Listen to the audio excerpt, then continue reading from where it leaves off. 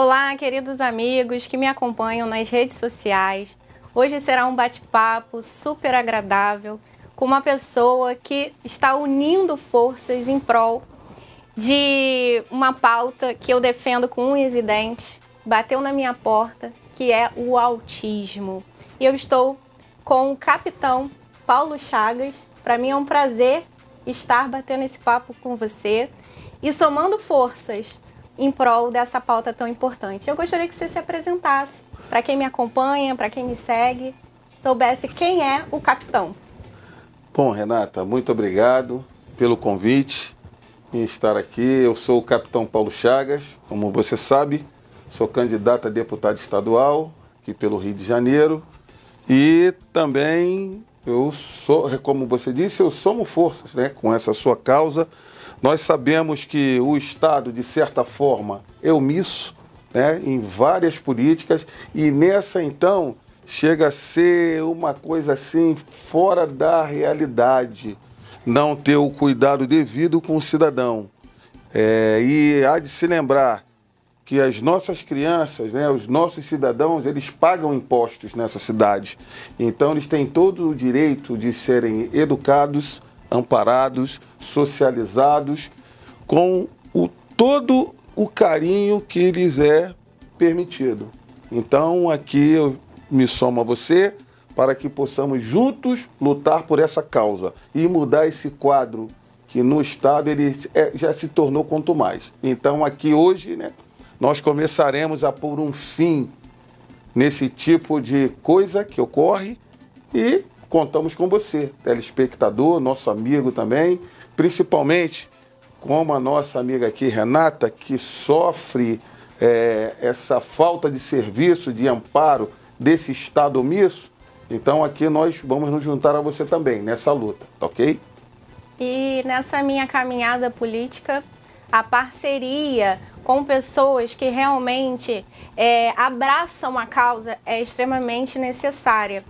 E como estamos em eleições 2022, caminhando para um candidato a deputado estadual, precisamos de uma cadeira na LERJ que nos represente, que falem o que realmente nós precisamos.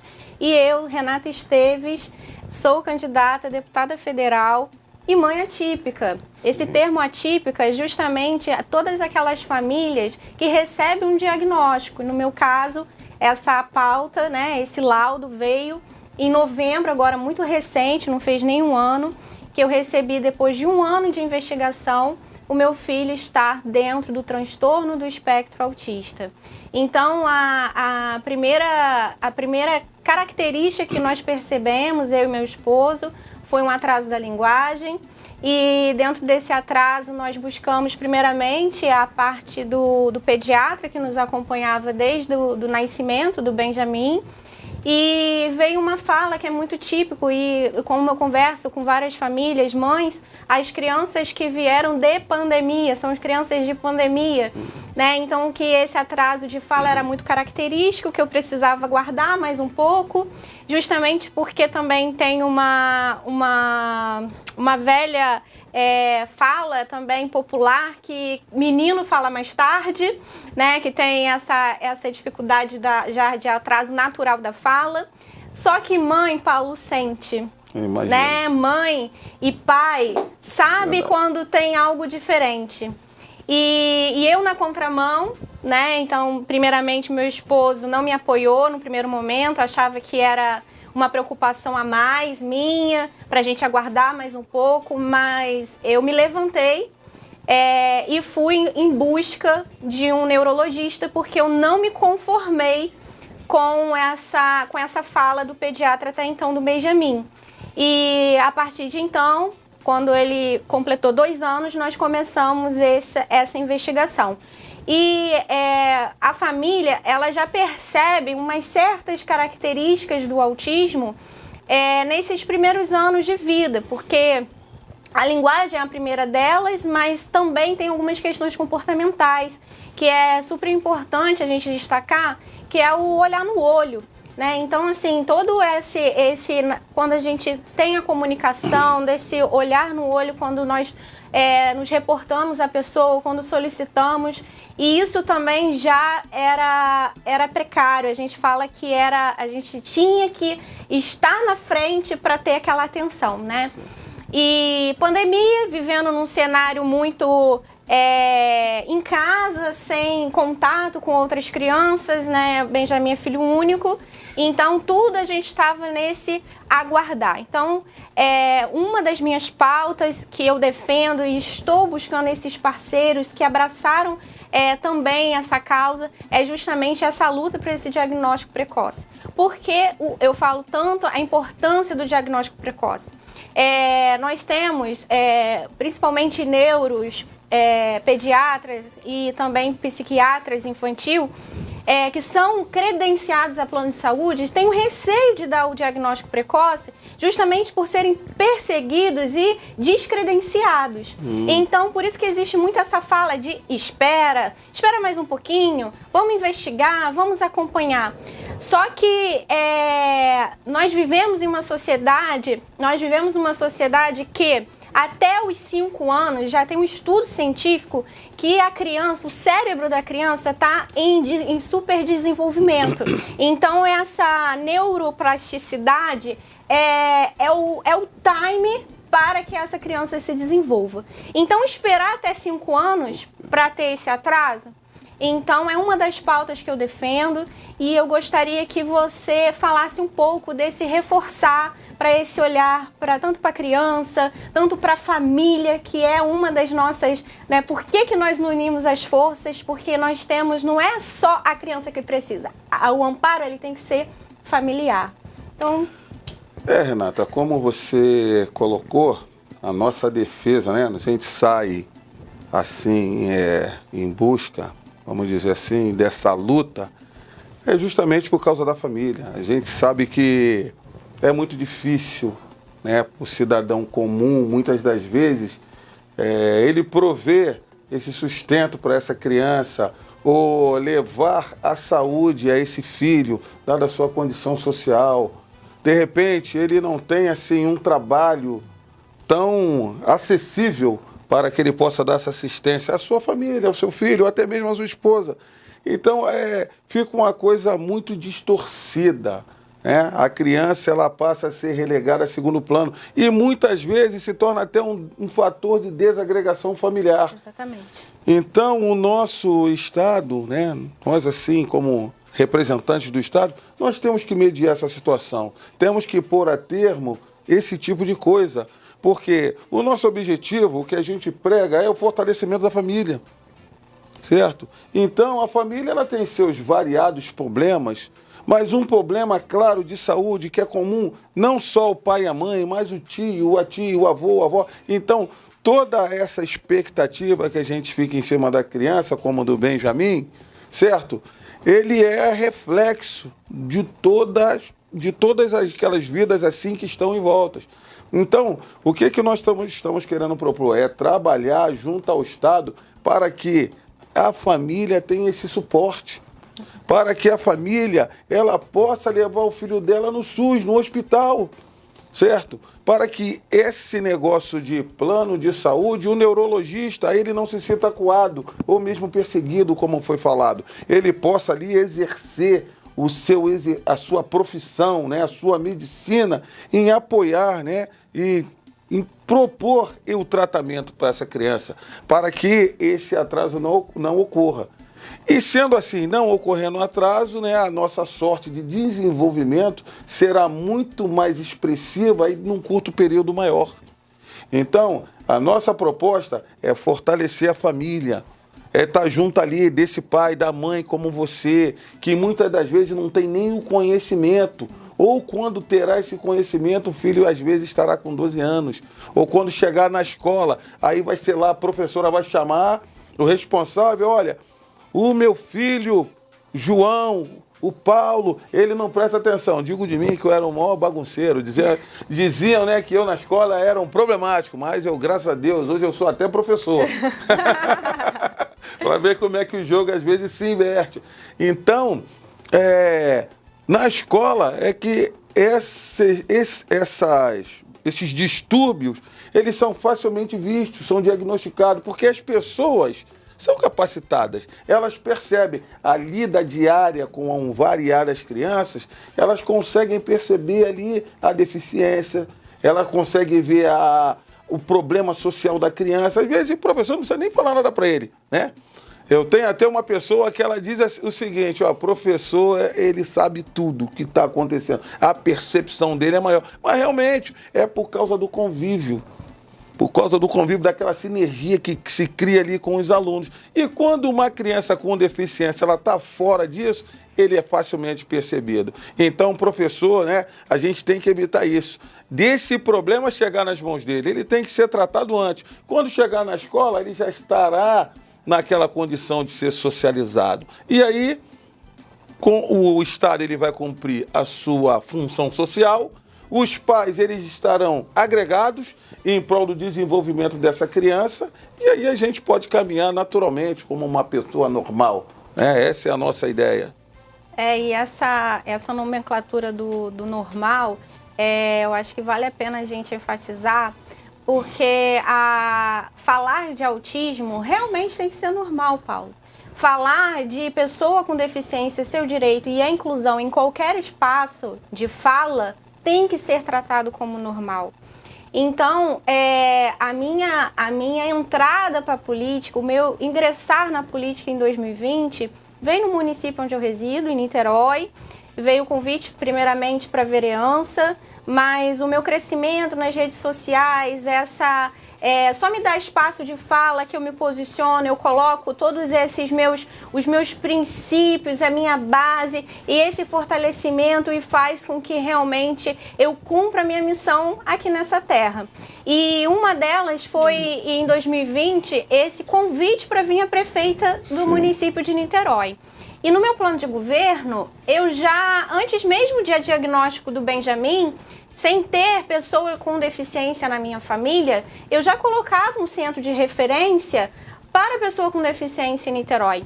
Porque um município tão rico, um município tão grande, e nós não temos uma casa para autismo. Então, eu posso relatar para você que municípios vizinhos, como Itaburaí, São Gonçalo, nós temos a Casa Azul, nós temos já um tratamento específico para o transtorno do espectro autista, embora exista uma fila quilométrica, eu falo assim, porque realmente é muito longa de espera para esse tratamento, ainda é muito limitado, mas já existe. E aqui em Niterói que ainda não tem?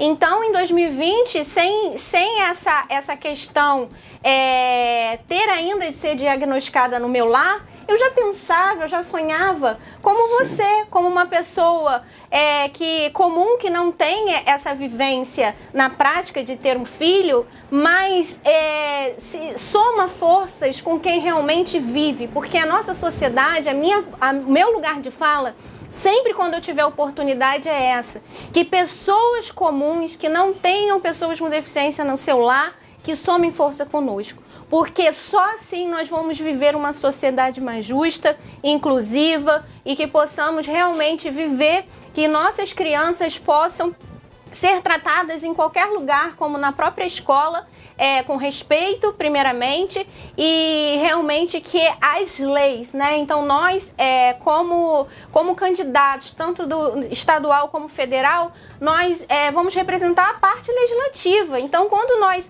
falamos em representar, a gente está falando em criação de projetos de leis. Certo. E que essas leis elas possam ser validadas e justamente efetivadas, que esse é o principal, que nós possamos ser fiscalizador para que esse cumprimento. Então, as leis existem, tem várias para pessoas com deficiência, mas a fiscalização em pessoas que realmente se comprometem nesse período de campanha é muito grande, porque, de uma certa forma, é uma pauta que está em crescimento. Então, assim, o capitão, o nosso objetivo da nossa união de forças é justamente buscar para o estado do Rio de Janeiro seja uma referência de inclusão para os outros estados. Paulo, eu gostaria que você relatasse esse exemplo de Cabo Frio, de uma pessoa que fez esse olhar, esse brilho nos seus olhos quando ele te relatou esse amor pela inclusão.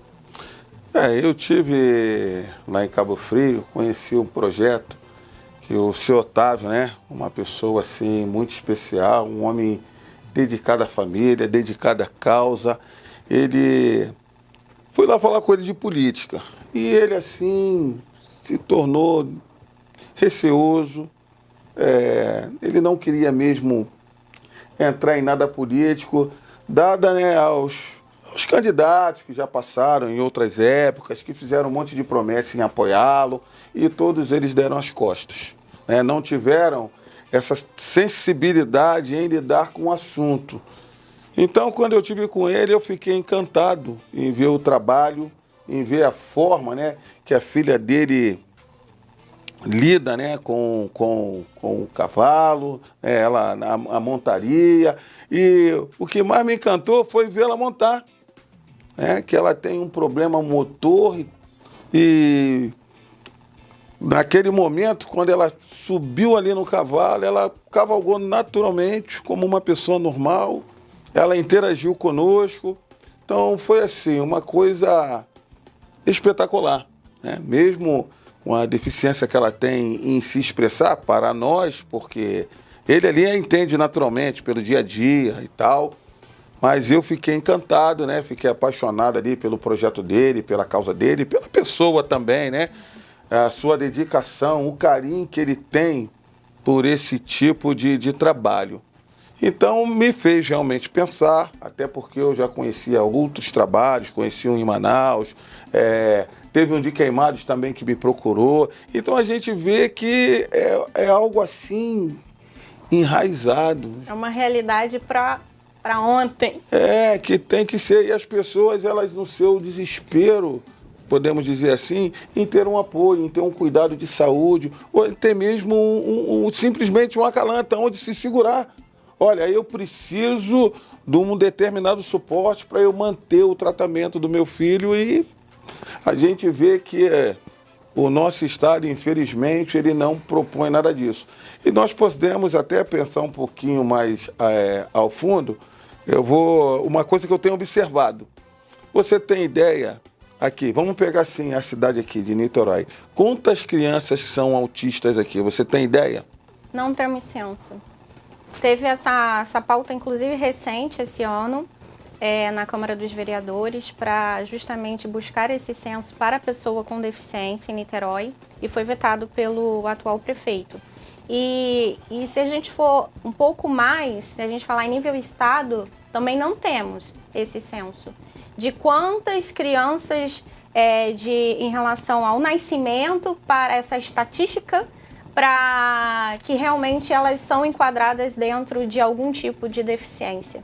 E isso é bom falar, sabe? É bom nós pontuarmos esse assunto justamente porque é algo que a gente precisa cobrar. Sim. É algo que a gente precisa levantar como pauta, porque essa estatística, partindo da premissa de escola, ou até próprio do SUS, e de centros de referência, né, que é justamente o nosso objetivo de unirmos essa parceria, unirmos essa força, porque essa pergunta fica um ponto de interrogação. Cadê o número?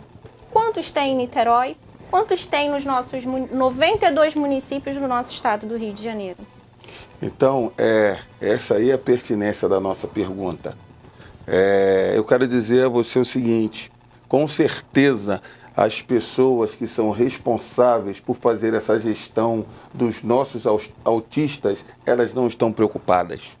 Não estão preocupadas com o cuidado de saúde que o seu filho tem que ter.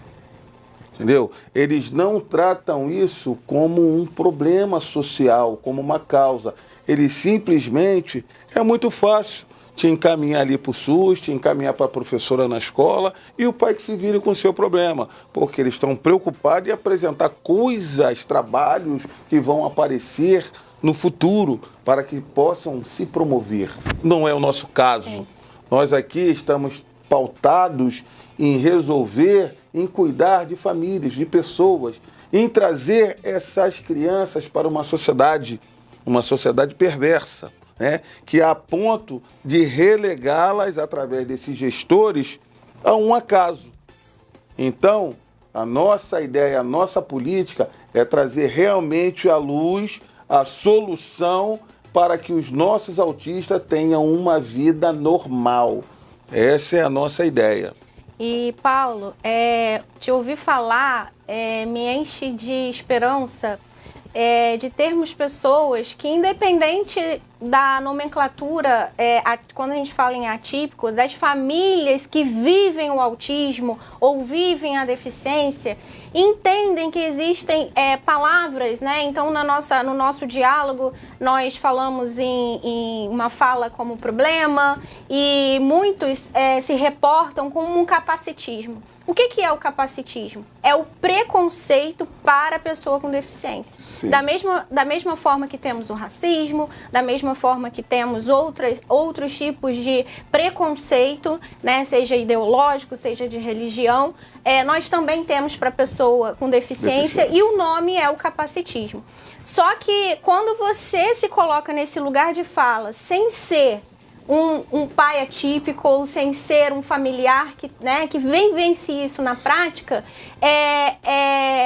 até me orgulha, até me inspira, porque você fala pelo coração. Então, quando a gente ouve, quando a gente escuta pessoas que se sensibilizam e abraçam a causa, não importa a forma que fale, mas que busquem junto com essas famílias esse resultado efetivo. E quando a gente fala em saúde, quando a gente fala em educação e quando a gente traz para essa pauta do autismo, é muito precário. Eu estou num percentual da sociedade, por ser operadora do direito, militante na área da advocacia, entendo qual é o direito do meu filho. Eu entendo e posso pleitear esse direito perante o judiciário. Eu tenho condição de pagar um plano de saúde e brigar por um tratamento que hoje, um tratamento eficaz para o autismo, é em torno de 30 a 40 mil por mês, Paulo. Então, eu fico pensando, quando eu decidi me levantar e ser essa voz da política, sair da minha zona de conforto, do meu lar, em prol somente do meu filho, mas justamente por para aquela família que vive numa comunidade ou que vive numa situação de baixa renda, que nem um salário mínimo tem na sua casa, como manter um tratamento adequado e esperando o SUS. Não temos tanto do SUS, do amparo, não temos professores de apoio, não temos assistentes terapêuticos nas escolas, para justamente nós conseguirmos ver o desenvolvimento dessas crianças autistas. Eu vou te dar um exemplo. Hoje, o melhor jogador do mundo, que é o Messi, quantas vezes já foi premiado como o melhor jogador do mundo? Ele tem um transtorno do espectro autista. Então, nós não sabemos a fundo como foi esse tratamento para que hoje ele se torne, tem esse título premiado como o melhor jogador do mundo. Mas eu como mãe, o nosso papel como cidadão, como família, é justamente pleitear e brigar que o nosso Estado, que políticas públicas sejam efetivadas para essas famílias que não tem condição de pagar um plano de saúde que depende do SUS, que não tem condição de pagar um colégio particular, e eu vou falar que até os particulares também não têm professores de apoio, nem suficientes, porque muito embora às vezes coloque um mediador, esse mediador às vezes não tem um curso técnico ou uma especialidade em inclusão. Certo. Então tem o profissional, mas ele não tem a especialidade, e eu tô falando isso em geral. Então, assim, eu brigo também, e uma das minhas pautas é defender um selo de inclusão. As escolas teriam que ter um selo, elas teriam que ter ali um checklist de cumprimento. Sim. E ter uma fiscalização, que aí é o nosso papel, para ver se elas estão aderidas, porque se elas não tiverem, elas têm que ser o quê? Fiscalizadas. Então, Paulo, é lindo ouvir você também falar, porque que você sirva de exemplo para outras pessoas se levantarem também como porta-voz, independente de chegar e bater na porta da deficiência.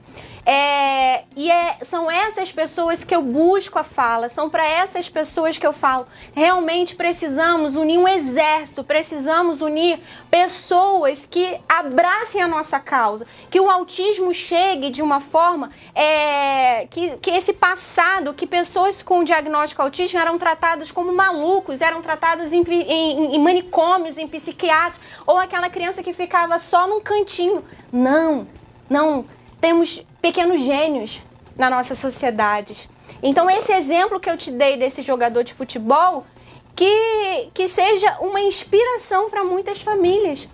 Que essas mães ficam pensando, como vai ser o amanhã? Será que meu filho vai conseguir se casar? Será que meu filho vai conseguir se formar? Será que meu filho vai conseguir escrever seu próprio nome? O amanhã vai depender do nosso posicionamento de fala do hoje. E 2022, eleições de 2022 é dia 2 de outubro. E essa decisão vai depender, de quem está nos assistindo.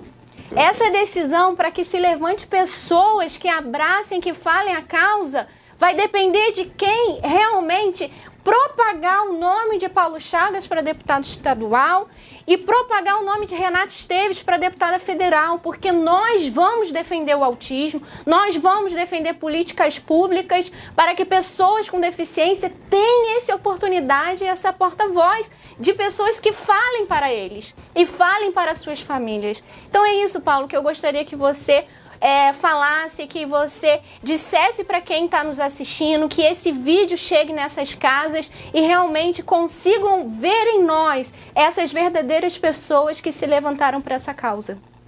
São pessoas como nós, seres humanos, que precisam de carinho, precisam de cuidado, precisam ser alimentados, vestidos e muitas das vezes estão, em sua grande maioria, desamparados por uma sociedade que se corrompe a cada dia com futilidades. Então, por que não aplicarmos o nosso recurso, a nossa ideia, o nosso estudo, a nossa inteligência em prol daqueles que necessitam?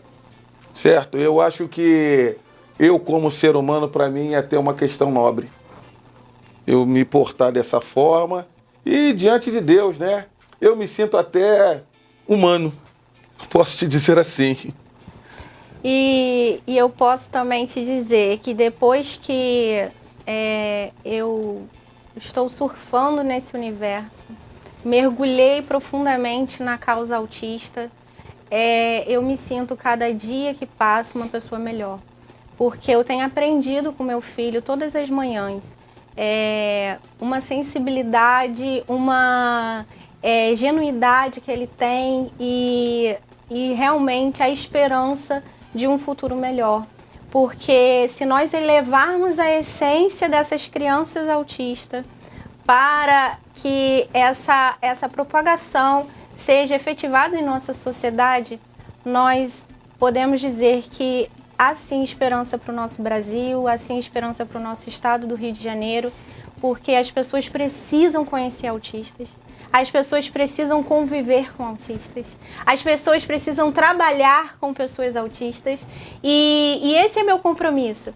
Que na minha gestão, eu conseguindo esse pleito, essa cadeira, é que dentro do meu gabinete tenham pessoas com deficiência trabalhando, que tenham pessoas que são capacitadas, porque eles são capazes. Sim. Eles têm uma inteligência, muito deles, e seja ela deficiência também, qual for, seja visual, seja física, seja um Down, enfim, oportunidade. E esse vai ser o lema do meu mandato, trazer oportunidade. E é isso que eu venho buscando na minha caminhada. Trazer essa veia latente que me move, que me fez levantar para a parte política. E, Paulo, trazer pessoas como você em prol desse projeto. Então, para mim, foi um prazer enorme te conhecer, conhecer a tua história, conhecer a tua trajetória e ver em você uma pessoa que está comprometida com a causa, e tenho certeza que representará na LERJ, com essa cadeira, as nossas crianças autistas, os nossos adolescentes autistas, os nossos adultos autistas e as famílias atípicas também de autista. Então eu gostaria que você desse essa palavra final, e para que nós possamos ainda propagar até dia 2 de outubro essa nossa parceria. Para concluir aqui, você tocou até num ponto muito legal, né? Chega a época de eleição, você vê variadas pessoas, candidatos, alguns até com mandatos, levantando variadas bandeiras. Mas eu pergunto a você e a vocês próprios aí, eleitores como eu, quantos candidatos hoje, até mesmo deputados com mandatos, têm autistas em seu gabinete? Tem deficiente físico? Ou às vezes tem um negro como eu? Entendeu? Então eu acho que é algo a se pensar para que nós não sejamos engodados por mais mentiras. Porque é muito fácil eu chegar aqui, falar que eu defendo o que eu faço, o que eu aconteço, mas na prática eu não faço nada disso. Então, meu caro amigo, minha amiga, eu deixo assim essa mensagem final para você. Acho que não somos mais bobos, né? Não somos mais bobos. A informação está aí e nós, como seres humanos, é a nossa parcela de responsabilidade. Tá bom? Um grande abraço. Eu gostaria, Paulo, que você dissesse o seu número para deputado estadual. Capitão Paulo Chagas, 20017. E Renata Esteves para deputada federal, 3535. Obrigado, querido.